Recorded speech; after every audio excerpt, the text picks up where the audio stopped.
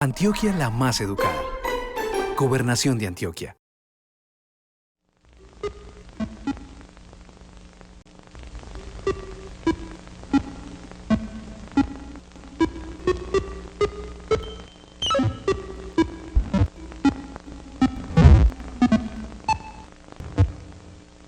Hola, mi nombre es Eddie Bustamante, soy profesor de la Escuela de Matemáticas de la Universidad Nacional de Colombia, sede Medellín, y estoy muy complacido de estar aquí en Matemáticas con el Gobernador. El día de hoy les hablaré acerca de las funciones trigonométricas de un ángulo en posición estándar. Recuerden que este contenido lo pueden encontrar en el libro de precálculo editado por la Red Matemática de Antioquia en las lecciones 72 a 74. Bueno, recordemos el concepto de ángulo. Llamamos ángulo a la abertura que hay entre dos rayos que se encuentran en un punto común llamado vértice. La abertura es lo que llamamos ángulo.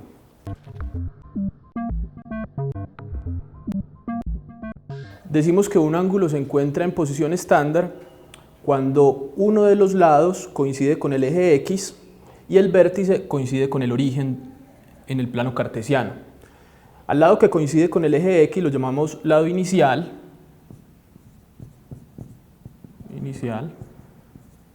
y al otro lado lo llamamos lado terminal. Entonces este sería el ángulo alfa en posición estándar.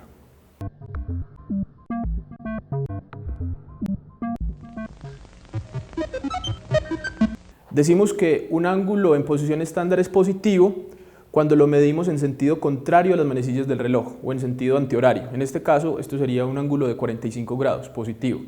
Y decimos que un ángulo es negativo cuando lo medimos en el sentido horario, o sea, en el sentido de las manecillas del reloj. En este caso, esto sería un ángulo de menos 45 grados.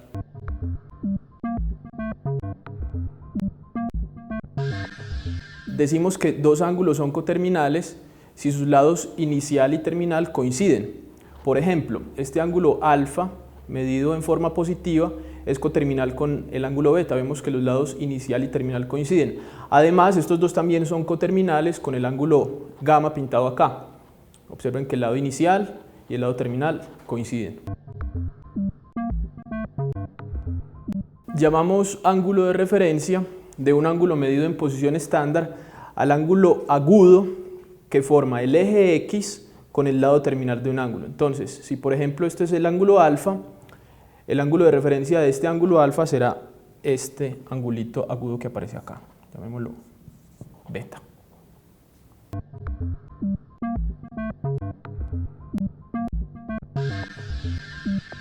Definamos ahora las funciones trigonométricas de un ángulo en posición estándar. Consideremos el ángulo alfa, que les muestro a continuación, y ubiquemos sobre el lado terminal un punto con coordenadas x, y.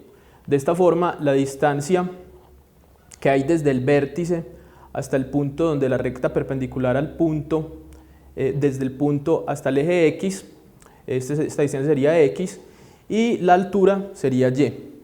Lo que se forma acá es un triángulo rectángulo. Llamemos R a la distancia que hay desde el vértice hasta el punto. Vamos a definir entonces las funciones trigonométricas del ángulo alfa de la siguiente forma. Llamamos seno de alfa al cociente entre y y r. Coseno de alfa al cociente entre x y r. Tangente de alfa al cociente entre y y x. Cotangente de alfa al cociente entre x y y. Secante de alfa al cociente entre r y x. Y cosecante de alfa al cociente entre r y y. Observemos que si el punto que tomamos no es este mismo, sino que es otro, por decir algo, por acá más arriba, sobre el lado terminal, digamos un punto de coordenadas x', y'. Entonces esto sería la distancia x', esta sería la distancia y', y esta sería la distancia r'. Si fuéramos a definir nuevamente las funciones trigonométricas, nos damos cuenta que el cociente, por ejemplo, para el seno, el cociente y' sobre r' es exactamente igual al cociente entre y r, ya que los triángulos que se forman son triángulos semejantes. De tal forma que no importa el punto donde se tome sobre el lado terminal, las funciones trigonométricas van a tener el mismo valor.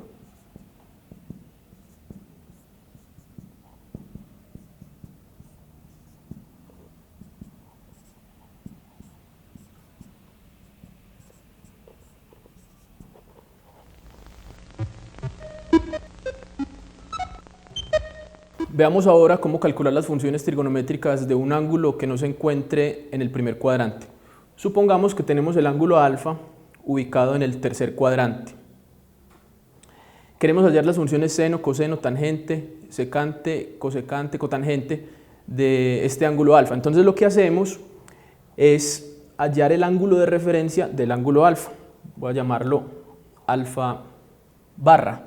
Sería este ángulo agudo que se forma acá. Entonces, nuevamente las funciones se definen igual como las acabamos de definir, simplemente tenemos en cuenta que para hallar las funciones trigonométricas de alfa, hallamos las funciones trigonométricas como si fuera alfa barra y tenemos en cuenta el signo. Por ejemplo, el seno de este ángulo alfa barra en este cuadrante, vamos a ver cómo es. Resulta que aquí x es negativo, este valor de x es negativo, el valor de y también es negativo y la hipotenusa, la distancia del punto al vértice, siempre lo vamos a poner positivo. De esta forma, entonces, si tomamos el ángulo alfa barra, al tomar el seno de alfa, pues que se define nuevamente como y sobre r, en este caso va a ser negativo, porque y es negativo. Si vamos a tomar el coseno, que es x sobre r, entonces tenemos en cuenta que x aquí también es negativo. Y negativo sobre positivo va a dar negativo. Si calculamos la tangente, que es y sobre x, tenemos en cuenta que y es negativo y x negativo y menos por menos da más. La cotangente, que es x sobre y, menos por menos da más. La secante, que es r sobre x, y la cosecante, que es r sobre y, entonces igual que el seno y el coseno, como x es negativo y y es negativo, entonces estos valores van a ser negativos. Entonces repasemos, simplemente lo que hacemos es hallar el ángulo de referencia, calcular el cociente de las distancias y ponerle el signo que corresponde según acabamos de ver. Lo mismo sería para el segundo cuadrante o para el cuarto cuadrante. Hasta el momento hemos visto los conceptos de ángulo en posición estándar, ángulo de referencia y ángulos coterminales. Además, las funciones trigonométricas de un ángulo en posición estándar. Recuerden que el tema de esta sesión lo pueden consultar en la página web que aparece en pantalla. Los invito para que en una próxima emisión continuemos con este tema y veamos las funciones trigonométricas de los ángulos de 60, 30 y 45 grados. Hasta pronto.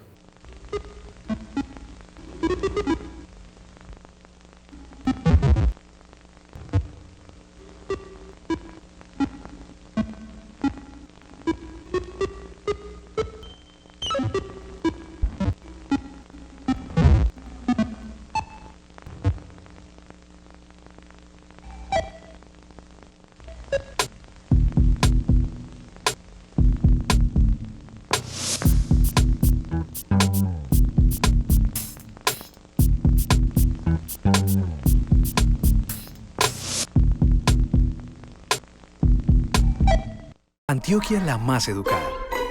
Gobernación de Antioquia.